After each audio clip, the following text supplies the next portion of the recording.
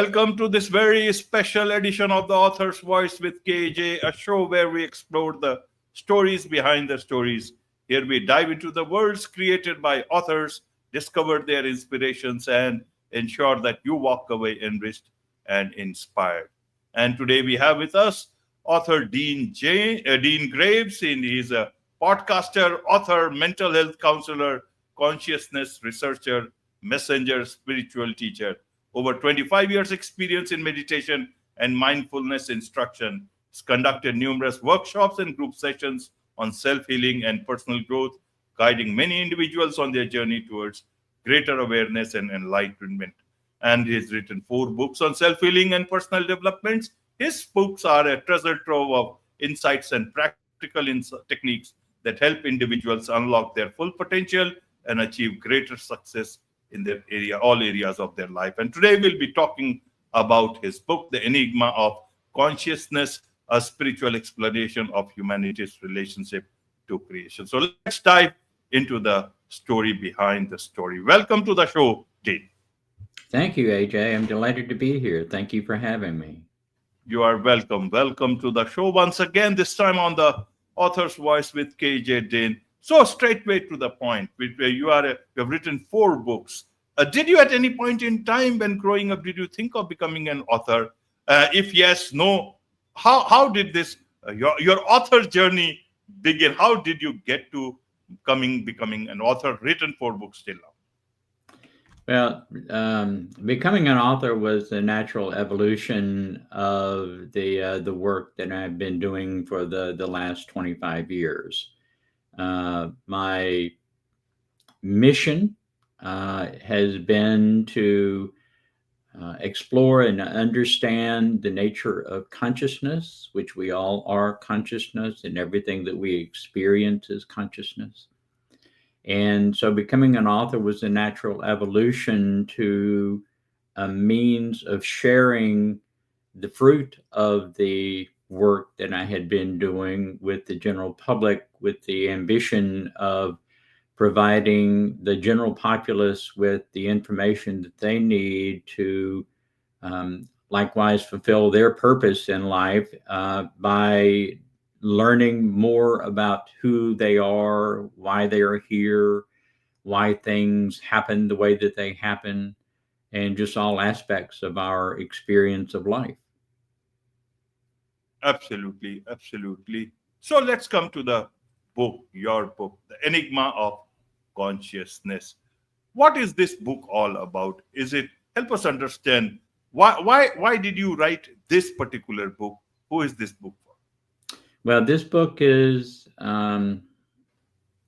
my compilation of all that I have learned, or most of what I've learned to date about creation, about consciousness, about our experiences, why we are participating in creation at all, how creation began, the structure of creation, the nature of our experiences as humans on Earth. And it is not complete, but it is, at the time of the writing, was complete. I've learned obviously quite a bit since this was published. This was published in September of last year, and is generally available through any commercial bookstore. It's also available through Amazon, and quite honestly, Amazon is a cheaper source. So if someone is interested in it, I would, unless they have a particular affinity for a particular bookstore, you can get it through Amazon. But for someone who is curious about who they are, why they're here, is there a God? Is there a structure? Is there a reason we experience the things that we do? Then this book is attempting to be a very significant introduction, as well as a didactic source of information of how we can transform our lives in order to gain greater happiness, but also understand who and why we're participating in creation. Right. So for a common person, from a common person's perspective, Dean, what should they expect from this book? What is it inside the book? How have you dealt this, vast creation of the universe into a creation of God, if we may call him or her, and into one particular book, Dean? It's a difficult task. How did you do this? Well, with great enthusiasm, I did this. Uh, the uh, the humanity has absorbed countless erroneous perceptions and beliefs into its perception of self. And this has not always been the case, but it has been the case for thousands of years. And there is a tremendous amount of misinformation which have become foundational to our perceptions of who we are.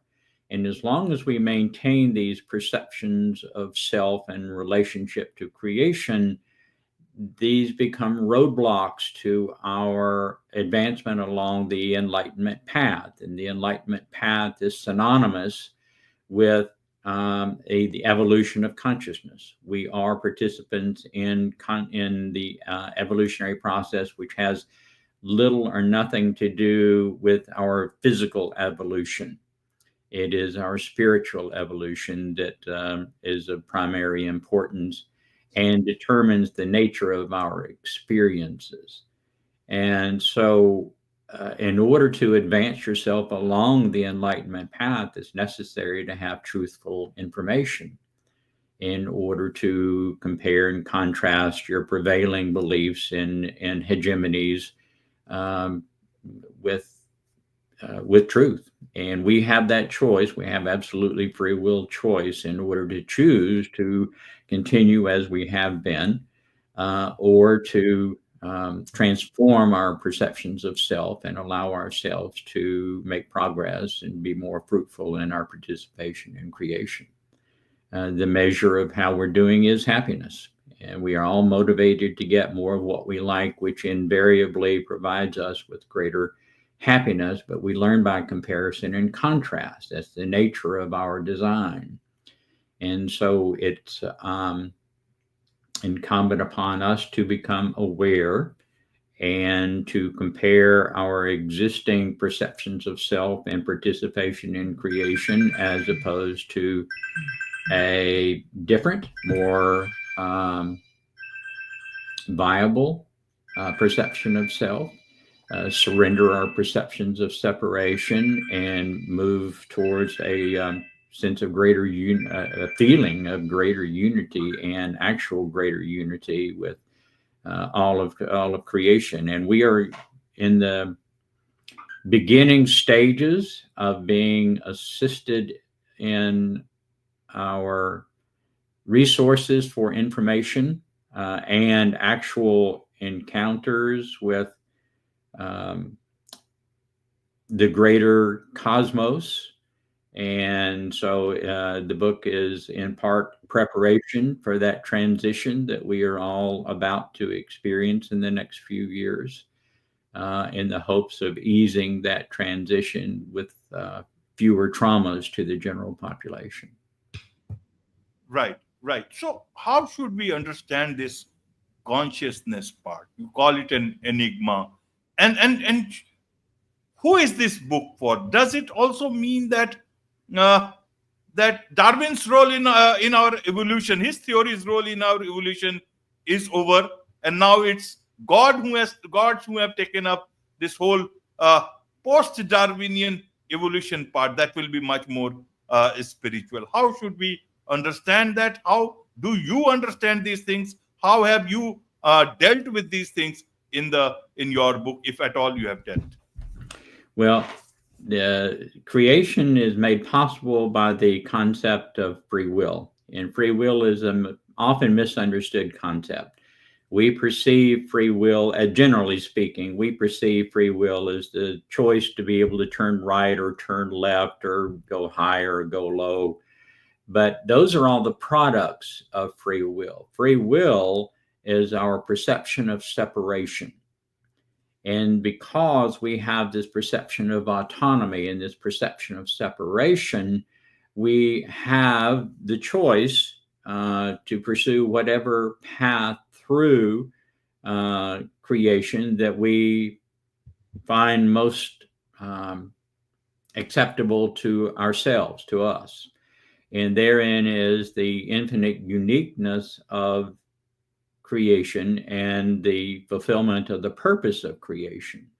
Very simply, there is a purpose to creation, and that very simply is so that the one infinite creator might know itself by experiencing itself.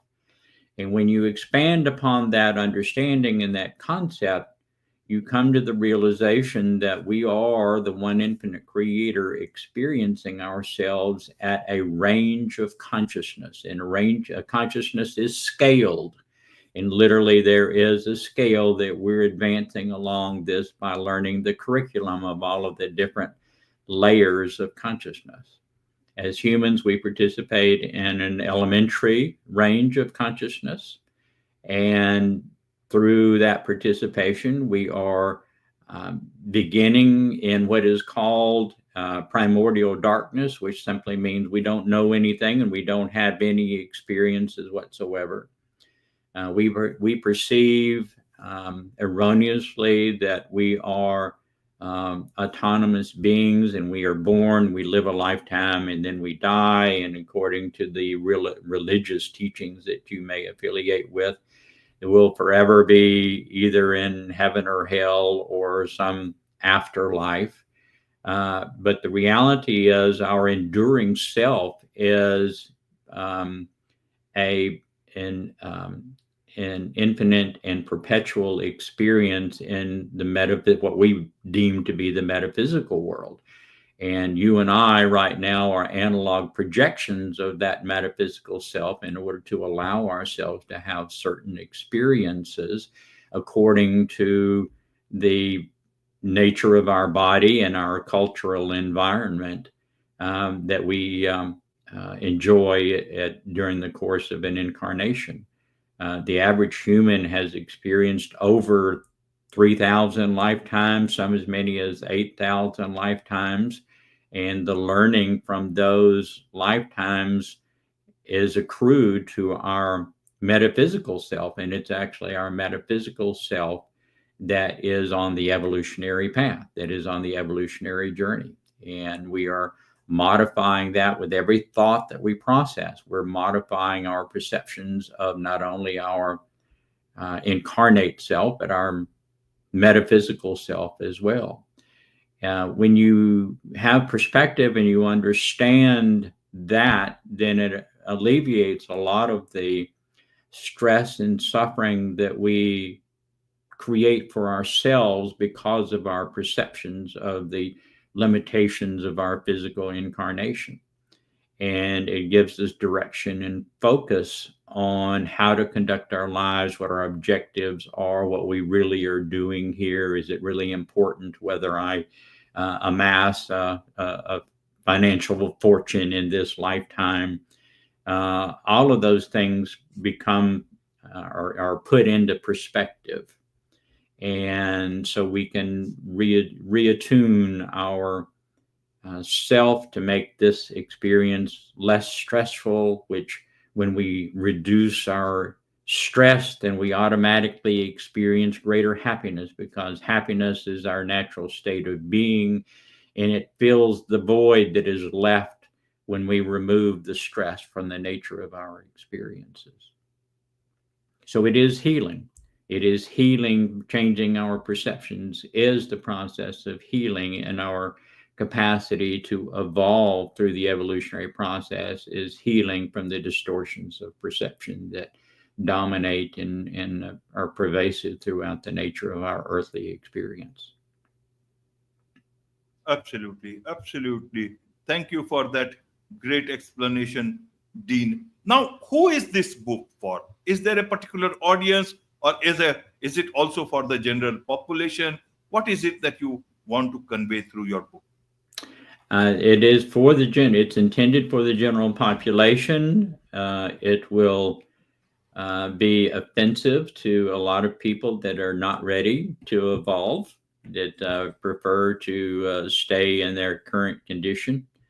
It is not difficult to read, but it does challenge almost all of the prevailing perceptions of self that pervade the world.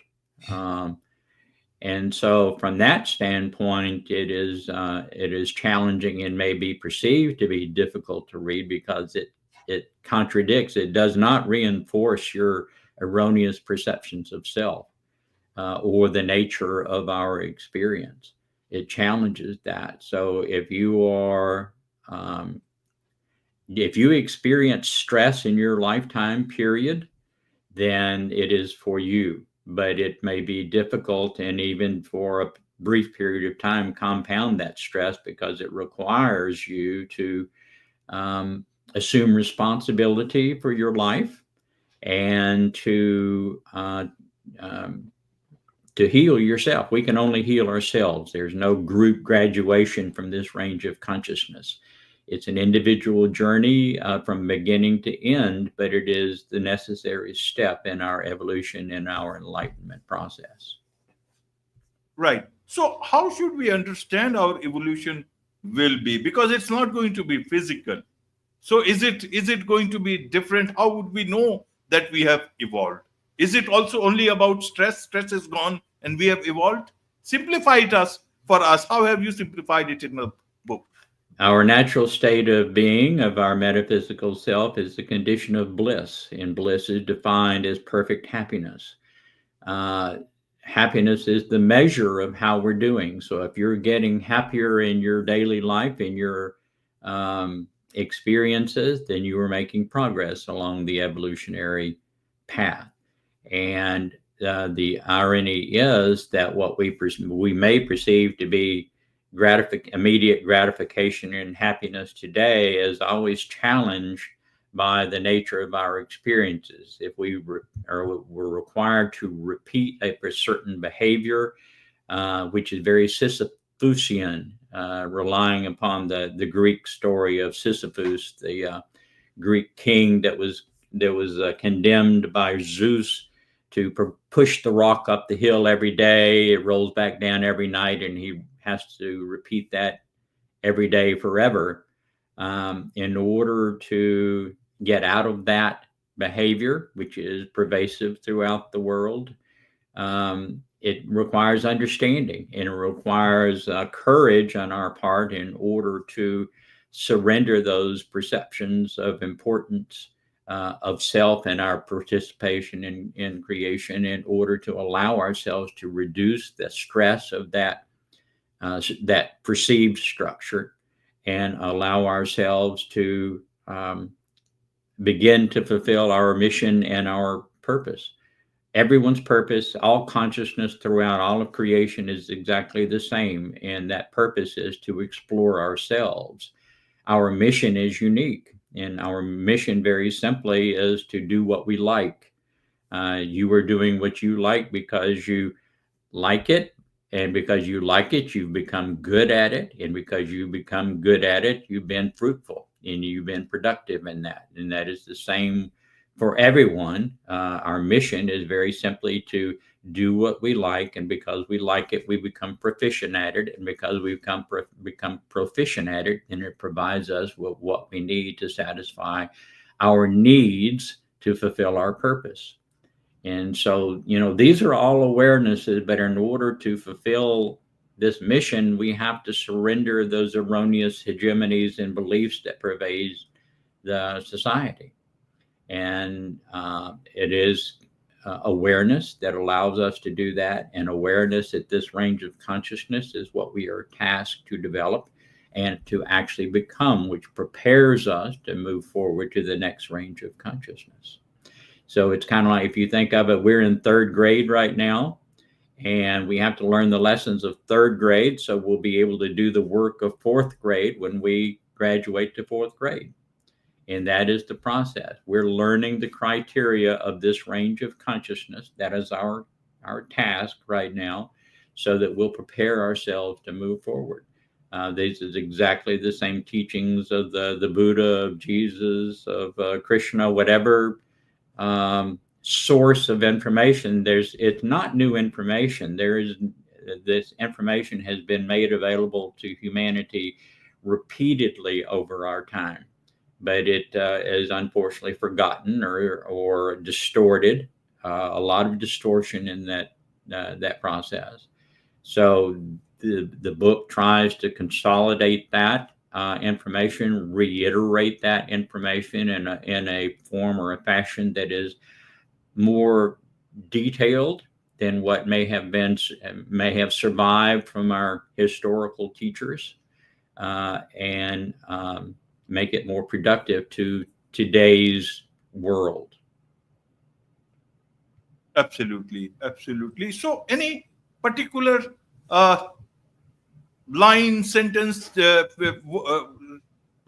paragraph that you would want people to know of? Many people will read this book, some will not be able to. Those people who may not even read the book, at least that part, if they remember. Anything that you can remember or you want to read from your book, Dean?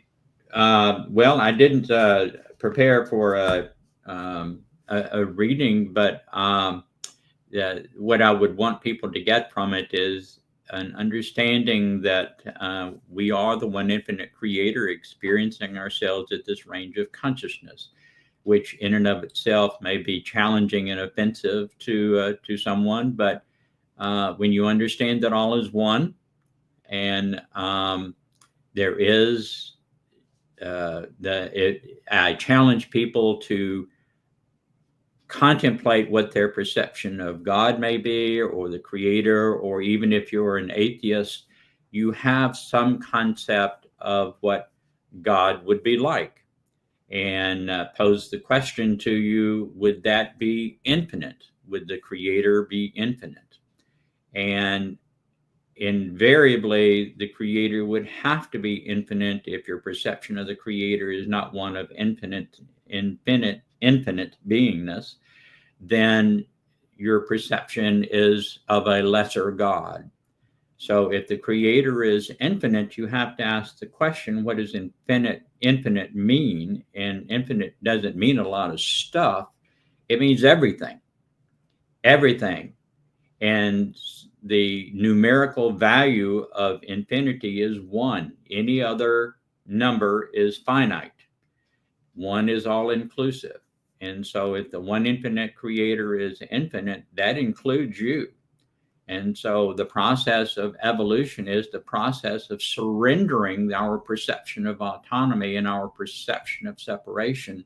And the same process continues now all the way through to the highest levels of consciousness, which are vastly more above us, shall I say, just for the sake of description.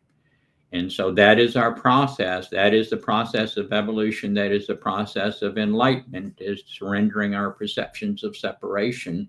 And we do this incrementally with every thought that we process until eventually we are of the realization that we are. And we can feel this even at the range of consciousness we are. We can intellectually decide that we are the one infinite creator experiencing ourselves at this range of consciousness, but we get to the point where we feel that. And when you feel that, when you surrender those perceptions that keep you're in separation, that's when you begin to really feel that joy or that happiness or that experience of oneness. Absolutely, that experience of oneness. So, in a nutshell, Tim, what is it that you would want readers of your book, what insights, what message that you want them to take away from this book? Well, a better understanding of who they are and a willingness to assume responsibility for transforming their lives and pursuing this as an active part of their everyday activities. And the mantra that I would suggest would be one that Mahatma Gandhi was so fond of, which is to be the change that you want to see in the world. So if you want to live in a better world, begin with yourself. The one thing that you can change is yourself. But as you change yourself and transform yourself to be more in alignment with the Creator, which we do by the processes we've been discussing in this conversation, then you become a model for others. And that's how we learn. We observe others that we deem to be happier than we are, and we begin to emulate that behavior that others demonstrate for us. And as we do that, and we become a model ourselves, and we begin a transformation that it spreads throughout the world. That's exactly what the Buddha did. That's exactly what Jesus did, what Lao Tzu did. The countless models that we've had of higher consciousness that has contributed to our knowledge base. And we must assume that responsibility as well to transform ourselves to align as most completely as we can with those models that have been provided to us. Absolutely. And I'm curious to understand the cover of this book, Dean. See, there is so much of light there, but the man, if I see, is also holding a light. Why does he need this light in his hand rather than the light that is in the skies? Which light is more powerful to guide one, Dean? Well, light is information. Light informs energy and how to be. Information informs energy and how to be. We are energy. We all have a Polaris, which is symbolic of the light that is being held by the figure in the image. But we perceive that it is our Polaris, that our spirit is separate. The reality is that there is one light, and that is the one infinite Creator, and it is only our limited perspective and our erroneous perception of self that requires us to maintain a limited observation and experience of the Creator's light. And so the image on the book is intended to be a light in the so-called wilderness, and trying to align that light more completely with the light of the cosmos, with the Creator. Absolutely. There's so much to learn about all this from you, Dean, all about from this book and other books that you have written, and perhaps many more that you will write. What is the best way for people to connect with you, Dean? I have a website. It's the initial D, Dean Graves, all one word, .org, and the connection to all my books you can link to there. I have 2 podcasts that I maintain as well, which are all on the same subject matter of these. One podcast is Chatting with the Arcturians, which is a regular conversation that I have with a sister. How to describe system to our own evolutionary process that is way advanced more than what we are. The Simple Enlightenment is another podcast, which is a reading reiteration of the information that I've included in all of my books, possibly make it more palatable for people to listen to rather than read. But the website, the ddeangraves.org, will connect you to all of that, as well as to counseling service. I work primarily with helping people heal emotional traumas and things of that nature, which is a beginning elementary step to really propelling yourselves forward along this enlightenment path. Wonderful. With this, it's a wrap on this very special edition of The Author's Voice with KAJ. Thank you so much indeed for joining us. Thank you, AJ.